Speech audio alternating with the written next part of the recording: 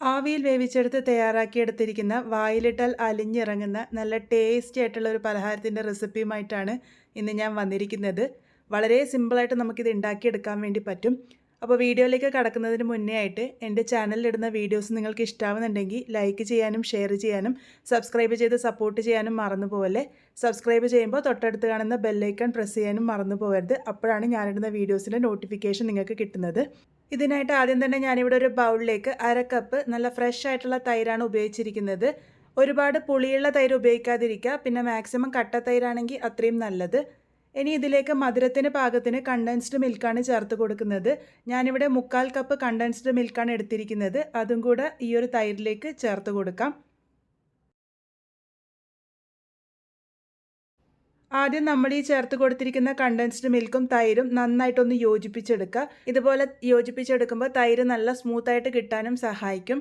അപ്പോൾ ഞാനിപ്പോൾ ഇവിടെ നന്നായിട്ട് തന്നെ ഒന്ന് മിക്സ് ചെയ്തെടുത്തിട്ടുണ്ട്.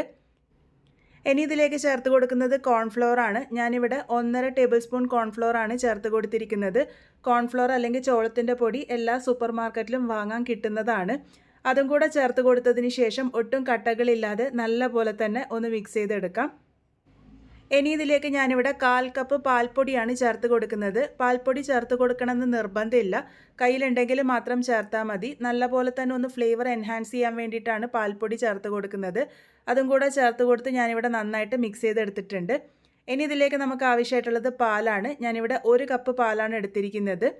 അതും കൂടെ ചേർത്ത് കൊടുത്ത് നല്ലപോലെ തന്നെ മിക്സ് ചെയ്തെടുക്കാം. നല്ലൊരു ഫ്ലേവറിനായിട്ട് ഞാനിവിടെ 1/4 ടീസ്പൂൺ ഏലക്ക പൊടി കൂടെ ചേർത്ത് കൊടുത്തിട്ടുണ്ട്. നിങ്ങൾക്ക് ഏലക്ക പൊടി ചേർത്ത് കൊടുക്കാം, അല്ലാന്നുണ്ടെങ്കിൽ വാനില എസൻസ് വേണമെങ്കിലും ചേർത്ത് കൊടുക്കാം. അപ്പോൾ നല്ലൊരു ഐസ്ക്രീമിൻ്റെ രുചി കിട്ടും. എല്ലാം കൂടെ നന്നായിട്ട് മിക്സ് ചെയ്തെടുത്താൽ നമ്മളുടെ ബാറ്റർ റെഡിയായി. ഇനി ഇത് സെറ്റ് ചെയ്തെടുക്കാൻ വേണ്ടിയിട്ട് ഞാനിവിടെ 6 ഇഞ്ചിൻ്റെ കേക്ക് ടിന്നാണ് എടുത്തിരിക്കുന്നത്. അതിലേക്ക് നല്ല പോലെ തന്നെ നെയ്യൊന്ന് തടവി എടുത്തിട്ടുണ്ട്. ഇതുപോലെ കേക്ക് ടിന്നിൽ തന്നെ ഉണ്ടാക്കണമെന്നൊന്നുമില്ല, നിങ്ങളുടെ കയ്യിൽ ഏത് പാത്രമാണോ ഉള്ളത് ആ ഒരു പാത്രത്തിൽ തയ്യാറാക്കി എടുക്കാവുന്നതാണ്. അതിനുശേഷം ഇതിലേക്ക് നമ്മൾ തയ്യാറാക്കി വെച്ചിരിക്കുന്ന ബാറ്റർ മുഴുവനായിട്ടും തന്നെ ഒഴിച്ചു കൊടുക്കാം. നല്ല പോലെ തന്നെ ഒന്ന് ഇളക്കി യോജിപ്പിച്ചിട്ട് ഒഴിച്ചു കൊടുത്തോളൂ.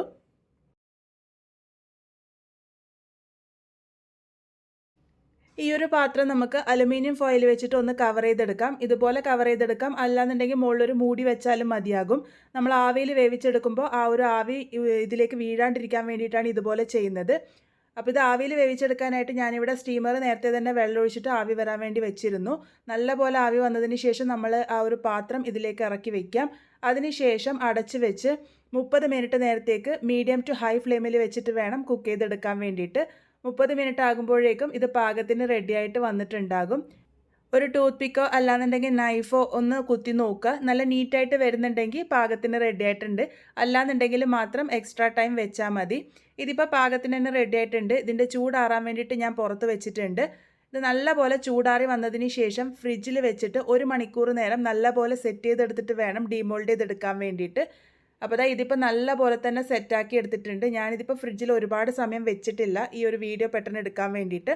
പക്ഷേ നിങ്ങൾ 1 മണിക്കൂർ നേരം എന്തായാലും ഫ്രിഡ്ജിൽ വെച്ച് നല്ല പോലെ തന്നെ സെറ്റ് ചെയ്തെടുത്തോളൂ. അതിൻ്റെ അരികുകൾ കത്തി ഉപയോഗിച്ച് ഒന്ന് വരഞ്ഞെടുത്തതിന് ശേഷം നമുക്കൊരു പാത്രത്തിലേക്ക് ഡീമോൾഡ് ചെയ്തെടുക്കാം. ഈസി ആയിട്ട് ഡീമോൾഡ് ചെയ്തെടുക്കാൻ വേണ്ടി പറ്റും, ഒട്ടും തന്നെ പറ്റിപ്പിടിക്കുകയൊന്നുമില്ല. ഞാനിതിപ്പോൾ മറിച്ചിട്ടപ്പോൾ പാത്രത്തിൻ്റെ ഒരു സൈഡിലേക്കായിട്ടുണ്ട്, അതുകൊണ്ട് ഞാനിതിവിടെ വേറൊരു പാത്രത്തിലേക്ക് മാറ്റി കൊടുത്തിട്ടുണ്ട്. അപ്പോൾ വളരെ ടേസ്റ്റി ആയിട്ടുള്ള പാലും തൈരൊക്കെ ഉപയോഗിച്ചിട്ടുള്ള പുഡിങ്ങാണ് നമ്മളിന്ന് തയ്യാറാക്കിയിരിക്കുന്നത്. ഈ ഒരു പുഡിങ്ങിനൊരു പ്രത്യേക ടേസ്റ്റാണ്. ആ ഒരു തൈരിൻ്റെ ഒരു ചെറിയ പുളിപ്പ് കാണും, പിന്നെ പാലും ആ ഒരു മധുരവും ഒക്കെ കൂടെ വരുമ്പോൾ നല്ലൊരു ടേസ്റ്റാണ്. ഫ്രിഡ്ജിൽ വെച്ച് നല്ലപോലെ തന്നെ തണുപ്പിച്ചിട്ട് യൂസ് ചെയ്യുന്നതാണ് നല്ലത്. അപ്പോൾ ഞാനിതിപ്പോൾ കട്ട് ചെയ്ത് കാണിച്ചത് കൂടെ തരുന്നുണ്ട്. നല്ല സോഫ്റ്റ് ആയിട്ടാണ് ഇരിക്കുന്നത്. ഇത് ഫ്രിഡ്ജിൽ ഒരുപാട് നേരം വെക്കാത്തതുകൊണ്ടാണ് ആ ഒരു അടിഭാഗം ഇതുപോലെ പൊട്ടി വരുന്നതായിട്ട് നിങ്ങൾക്ക് കാണുന്നത്. നിങ്ങൾ ഫ്രിഡ്ജിൽ വെച്ച് നല്ലപോലെ സെറ്റ് ചെയ്യുകയാണെങ്കിൽ ഇങ്ങനെയൊന്നും വരില്ല. അപ്പോൾ എല്ലാവരും എന്തായാലും ട്രൈ ചെയ്ത് നോക്കൂ. ട്രൈ ചെയ്ത് നോക്കിയതിന് ശേഷം ഫീഡ്ബാക്സ് ഒക്കെ പറയാൻ മറക്കരുത്. വീണ്ടും ഒരു നല്ല റെസിപ്പിയുമായി കാണാം.